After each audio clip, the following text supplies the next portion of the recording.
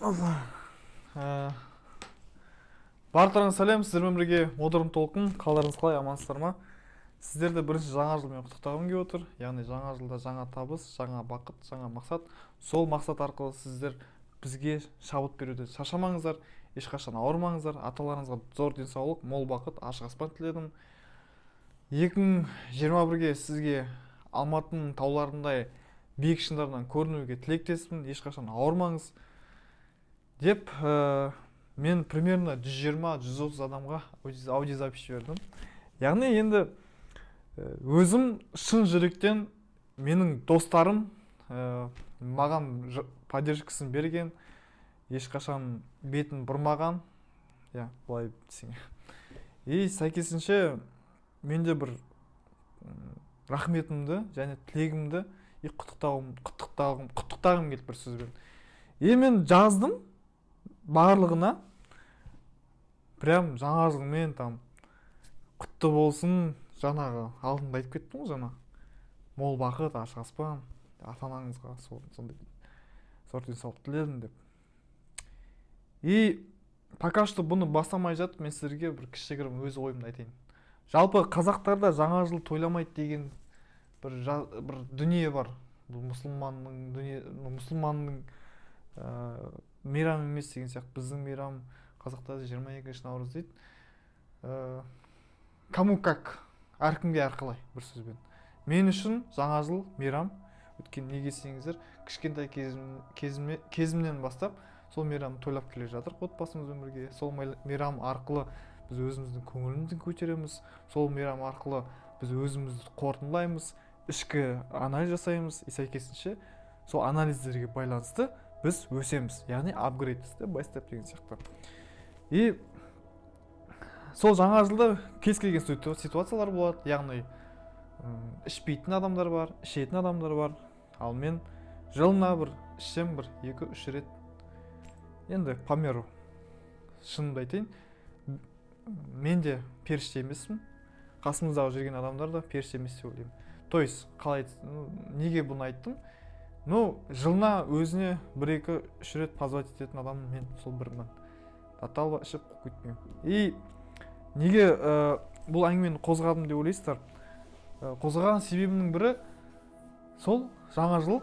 Сөйтіп жаңа жылда мен бүкіл точка соприкосновениені қосып, мен сіздерге бір вывод арқылы айтып, бір нәрсе бір дүние келтіргім келіп отыр да. Яғни қайтадан айта кететін болсақ, жаңа жылда көп деген ситуациялар болады, яғни ішеді, қырлады, төбелес, анау-мынау, немесе жақсы өткізеді, күшті өткізеді, керемет достарымен прям пчу деген сияқты дүниелермен өткізеді. И сәйкесінше үшінші тип бар, ол бір өзі өткізетіндері бар. Мен бір өзім өткізбесем де, досыммен өткіздім, но до этого мен бір өзім болдым. И жарайды деп сағат 6-дан 7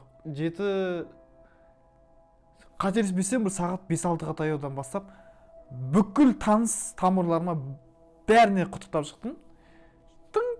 Ассалаумалейкум, брат, анау-мынау, қалайсың, жаңа жылмен, жаңа жылда жаңа бақыт, анау-мынау, бүкіл ішкі дүние не болып жатыр, соның сөз қорымның барлығын тіледім ғой сол достарыма. Примерно басында мынандай болды. Енді бастапқы 10-15 аудиозаписьта өзім тұтып қала бердім, не айтарымды білмей.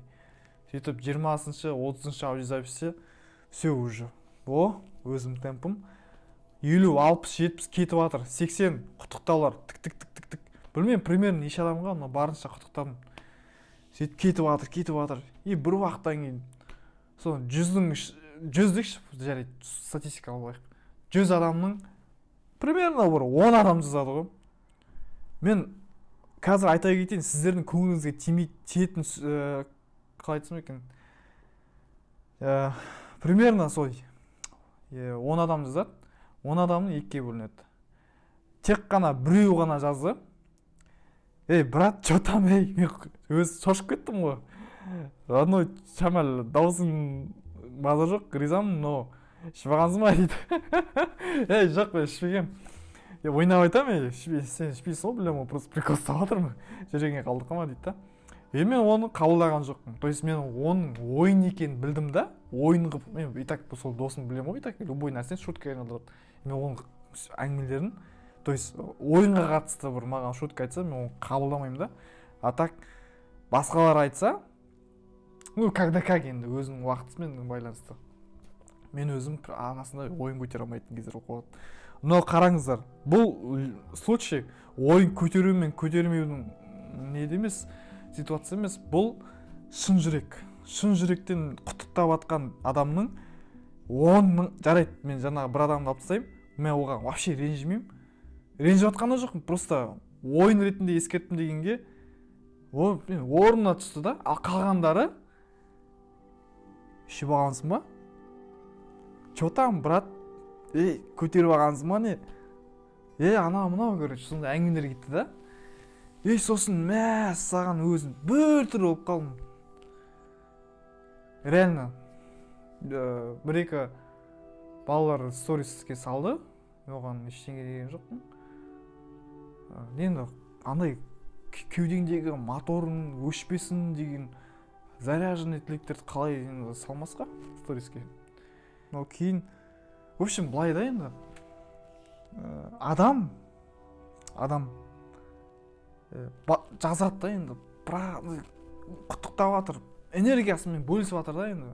Инвестиция ғой енді. Мен өзім сіздерге бөліскен энергиямды, мен құдай қаласа сізден болмаса да басқа біреуден қайтарып аламын да.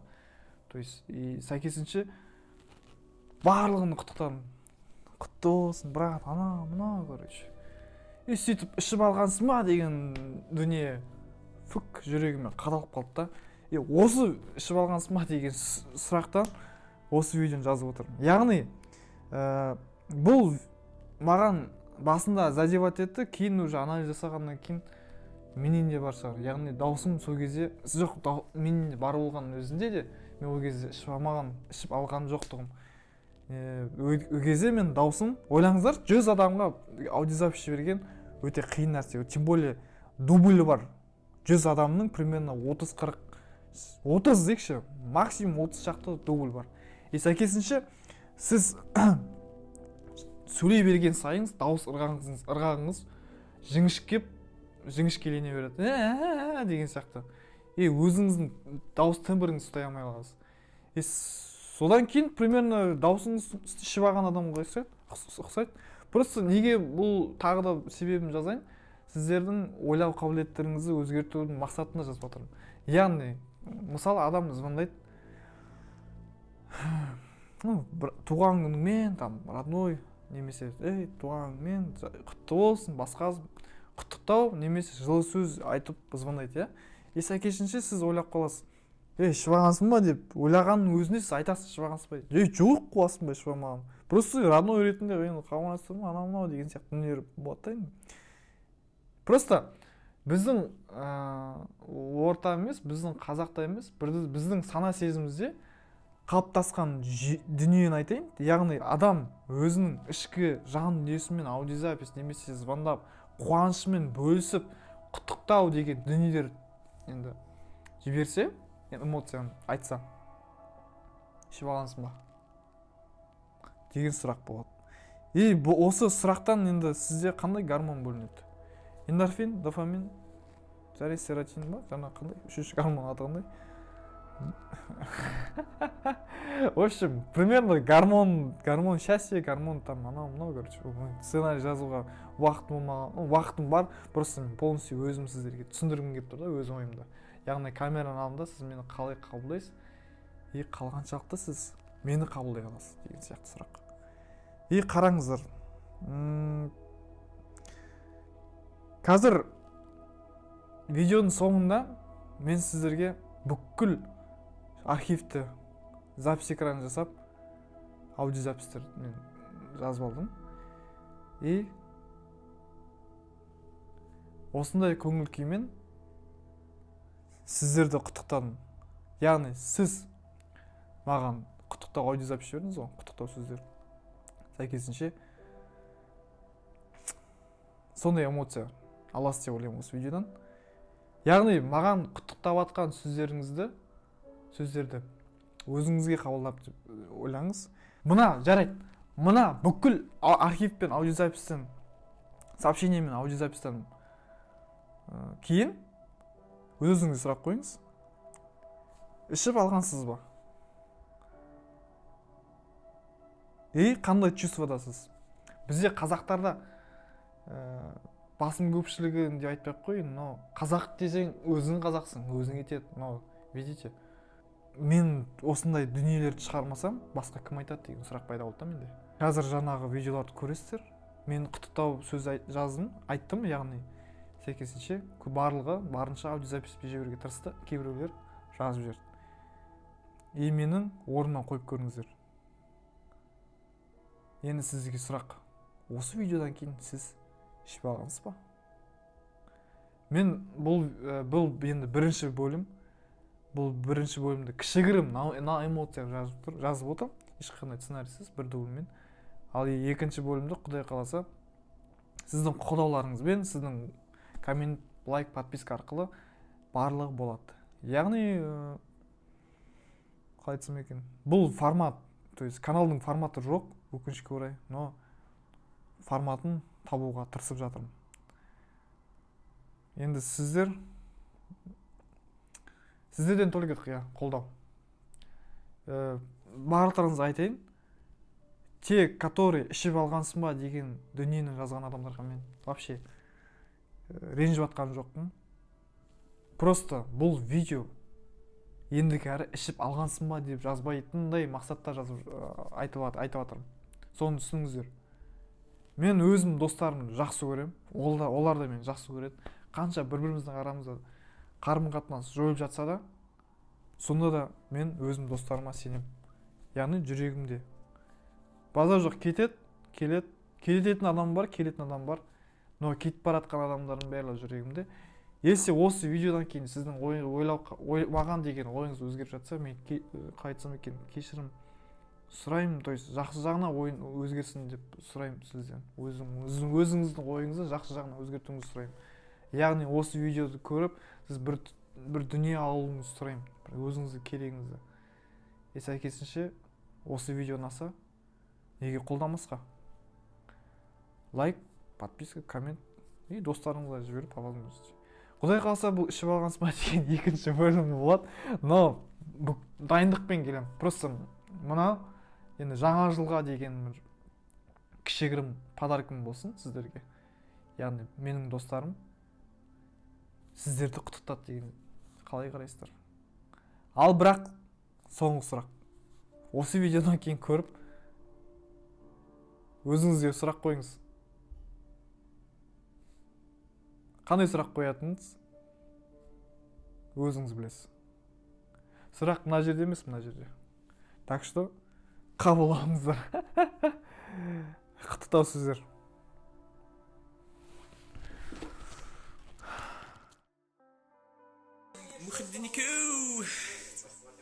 Сол, короче, специально жолдас балдардың үйінде ЧБД көріп, новогодний выпуск.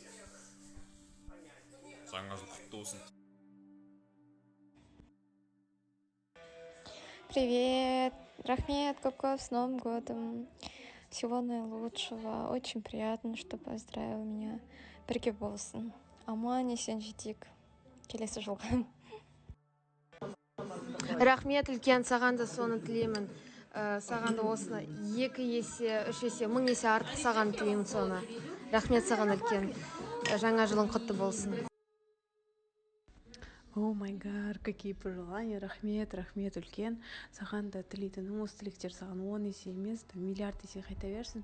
Және тілейтінім, чтобы этот год ушел со своими вирусами, негативами, проблемами всякими. Я хочу пожелать, чтобы в следующем году я желаю того, что ты желаешь себе, только вдвойне, потому что кроме тебя никто не знает, что ты хочешь на самом деле. И хочу, чтобы все твои желания, мечты и цели исполнились быстрее на x10, просто x100, если есть такое вообще. Также желаю, чтобы в 2021 году ты ощутил 2021 видов счастья, любви, успехов и удачи. Также я очень рада, что я встретила тебя. Шынымен де сенің проекттері өте такие масштабные, колоссальные. Видно, что ты просто пашешь над ними. И хочу, чтобы они быстрее продвинулись, и ты просто взорвал весь рынок. Вот, успехов! Пах, шіркін не деген ғажап сөздер десеңізші деп па. Адылшы братан, бірге болсын. Ты просто солнышко, спасибо за искренние пожелания. Я только сейчас освободилась с работы. Вот, хотела нормально записать голосовое, также в ответ поздравить. Раз уж ты теперь мой названный брат, да, я же могу к тебе относиться как к брату, то вот. На самом деле я очень рада, что в этом году у меня появились очень много знакомых, хороших. Это, несомненно, радует. Желаю тебе не обижаться на 2020, не держать обиду, все негативные чувства, эмоции оставить в этом году. В 2021 вступить уже с новыми силами, новыми мыслями, желательно позитивными, вот, с новыми планами, которые не... Инстаграм обрывает мои голоса. В общем, желаю здоровья тебе и твоим близким. Всегда будь окружен поддержкой, заботой и уважением. Пока. Мен де саған күшті заттарды тілеймін. Жаңа жылда жаңа белестерге жете бер. Блин, үлкен рахмет. Прям өте күшті сөздер никогда естімеген. Рахмет үлкен. Сен тобында 100 мыңнан ашсын подписчиктерін. Я тоже надеюсь, что мы скоро встретимся и наконец поговорим. Прям классно проведем время вместе. Ой. Ауырмай сырқамай. Жаңа жылда күшті тойла. О, жаным, привет, қалайсың? О, жаным, привет, қалайсың? Мен де инстаға айтпай кіріп кеттім ба? Я вообще забыла просто. И тебя тоже с наступающим Новым годом. Бұйырса осы жыл мощный жыл болсын бізге. Дұрыс айтасың, главное, бас аман болсын, денсаулығымыз мықты болсын. Қалған бәрі болады, бәрі өз қолымызда. Бірге вперед. Бұйырса осы жыл кейсет шығармыз. Ой, Меке, нағайын, рахмет. Маған тілеген жақсылықтарың өзіңе 10 есе болып қайтсын. Я келе жатқан жаңа жылыңмен тағы да ең бастысы денсаулығың мықты болса, аман болсаң, қалғаны бола береді. Сол. Привет, рахмет. Айтқам жатқанына бүкіл тілектерің қабыл болсын. Амин. Саған да соның барлық жақсылық тілеймін. Взаимно бәрі. Жоқ, ешқандай реніш ештеңе жоқ. Сен енді көп нәрсені күтем, білесің ғой бұл өмірде. Бүкіл мақсаттарың орындалай берсін. Ауырма. Ата-анаңда ұзақ өмір сүрсін. Бәрі жақсы болсын. Рахмет, брат, рахмет, от души. Бірге болсын. Сен де осы мақсаттарыңа жете бер. От души, от души. Гифтарда сыйлықтарды ұта бер деймін. Болды, брат, рахмет көп. Бірге болсын. Рахмет, үлкен өзіне де бар жақсылықты тіледім. Жаңа жылда көптеген істейін деп жүрген идеяларының барлығын жүзеге асыр. Саған тек күшті нәрселер тілеймін. Жаңа жылмен. Ой, от души рахмет інім. Көп рахмет. Саған да соның барлығын тіледім. Алейкум ассалам. Рахмет бауырым, от души. Өзіңді жаңа жылыңмен биік белестерден көріне бар. Тек жаңа жылда емес, күнде тілеймін. Ауырма. Рахмет көп. Ой, рахмет досым. Саған да бар жақсылық тілеймін, жаңа жылың құтты болсын. Ебать, мына тілектен кейін қалай ішпейсің десе. От души, брат, от души. Жақсы тілек, жақсы сөздер. Сол тілекке мен де қосылып саған үлкен өзгертулер өміріңде. Алдағы келе жатқан жаңа жылда бір қызығымен өтсін, бір какой-то не болсын деймін да, андай. Не дейді, осы перемены дейді ғой, короче, новые перемены ше, прям өмірің 360 градусқа өзгеріп ше, прям блогер болып кетші. Мұхитдин деген сияқты. Уағалейкум ассалам. Қалайсың досты? Мен аман есен. Жүрміз қалада. Мен көңіл күйің базар жоқ екен. Рахмет құттықтап отқаныңа. Бірге болсын. Бірге болсын. Не айтам? Сен маған тілеген тілектерің маған да тіледім. Бірге сол қызықтарды бірге көрейік. Бірге жетейік. Достығымыз бітпесін. Махаббаре болайық. Келесі жылда аман есен жолығайық. Чао. Сүйдім бетінен. Все, бауырым, от души. Маған тілегенің өзіңе 300 есе болып қайтсын, родной. Алла сыйласын. Амандықта, сауапта болайық. Өзің әке-шешеңе де денсаулық берсін. Жалғыз сүйер қарындасың бағына үшін. Бақытты бол, аман бол, бар бол. Қайықта жүрсек те бірге болайық әйтеуір. Қайықта жүрсең де, не істесең де, немен алсаң да әйтеуір берекесін берсін. Рахмет, бауырым. Ізгі тілектерің барлығына, ниетіңе рахмет, қабыл болсын. Жаңа жылмен. Привет, Муха. Как дела? Рахмет, үлкен. Так очень приятно. Ой, саған тоже барлық жақсылық тілеймін. Всегда будь в прогрессе. Бақытты болшы. Ё-моё, какие люди.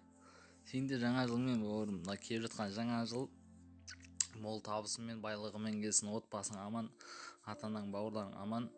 Солардың қызықшылығына тоймай жүре бер. Жаңа жылда жақсы жаңалықтар көп болсын. Ескі жыл есіркеп жаңа жыл жарылқасын. Мына сиыр жылында сүттей аппақ болып жүре бер. Ой, рахмет досым. Саған да бар жақсылық тілеймін, жаңа жылың құтты болсын. Привет! Мә, так приятно, үлкен рахмет. Саған да соны тілеймін, екі еселеп келсін. Бүкіл бастап жатқан істерің барлығы оң болсын. Жемісті, табысты жыл болсын саған да. Мен де қатты қуаныштымын.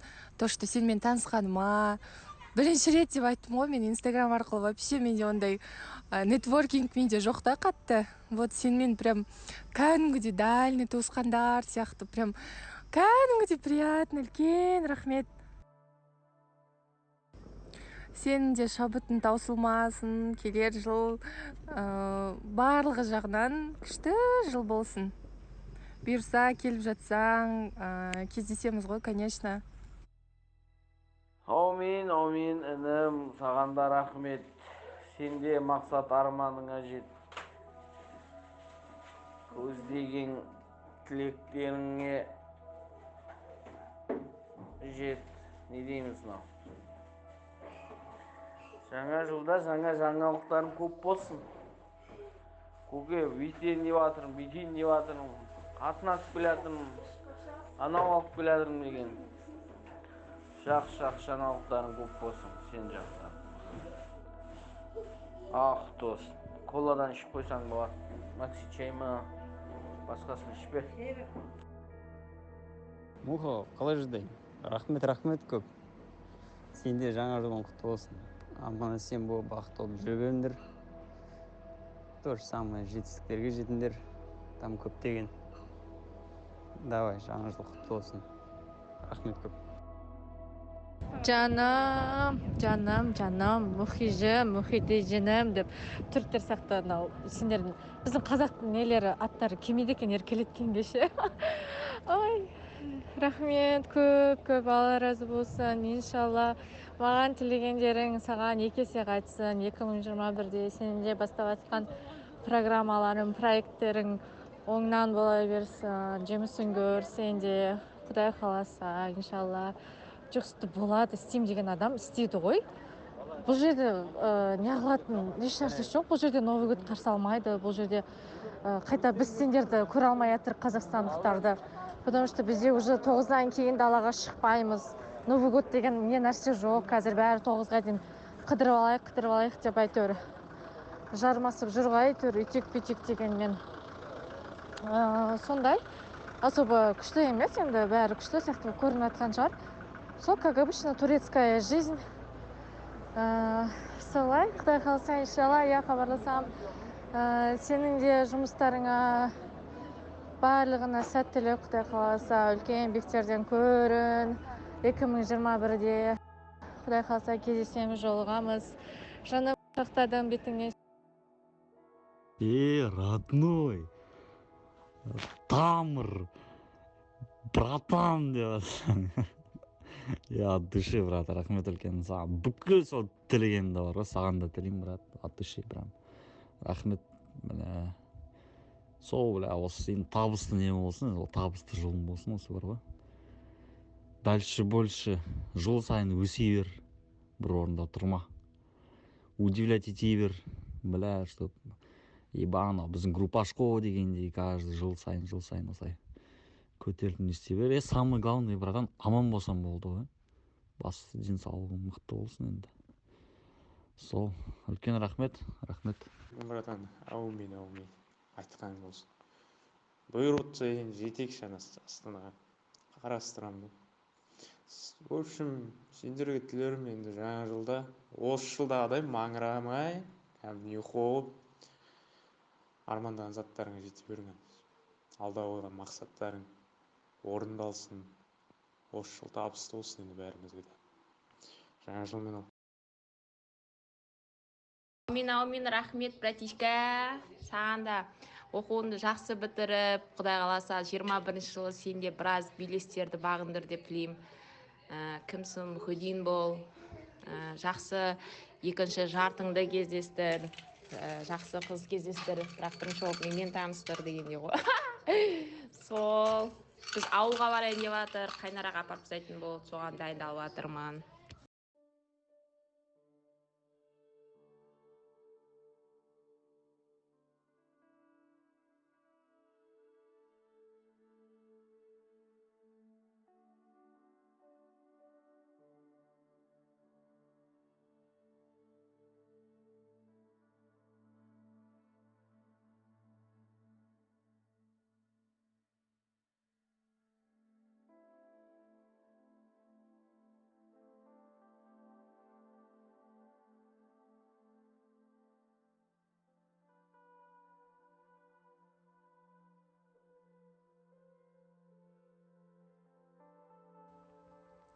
Блин, у тебя самое душевное аудио, реально.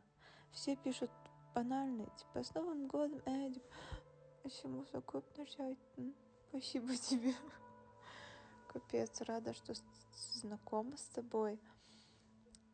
Хотя бы бір рет болсын кездескенімізге тоже рада. Спасибо, ты охуенный. Давай, делай, дерзай.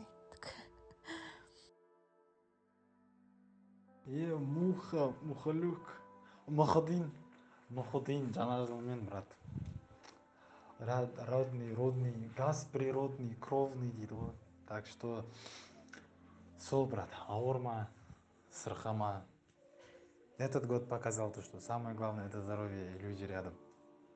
Вот эти все вещи, вот эти все походы, все, что вот это развлекательное, это все просто отстало, понимаешь, да?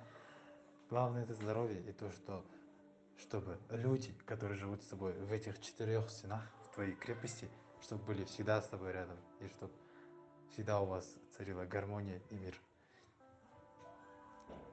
Ты как творческий человек, точнее, тебе как творческому человеку, я хочу пожелать, чтобы следующий год принес очень много плодов.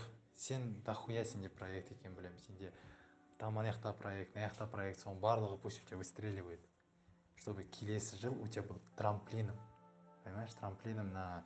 Я тебе не желаю заработать много, я тебе желаю достичь многого, потому что все равно все в мире заработать не сможешь, а вот достичь многого и быть таким человеком, на которого все будут равняться, и чтобы все начнут думать, типа, блядь, вот, сука, Мухиддин, блядь, ему вот только вот 30, а он уже, блядь, нахуй сделал то, что люди, нахуй, даже в свои 2 жизни, 3 жизни не могли бы сделать. Так что, братуха, кентуха, индюха дейді ғой. Тағы да жаңа жылмен саған, сенің отбасыңа, мамаңа, папаңа, тәтеңе, барлық саған деген жақын адамдарға табыс тілеймін, денсаулық тілеймін. Ешқашан ауырмаңыздар. Сіздермен болған Жасұлан Мөңкебайұлы. Жақсы кездерде көріскенше сау саламатта болыңыздар. Келесі жылда көрісеміз.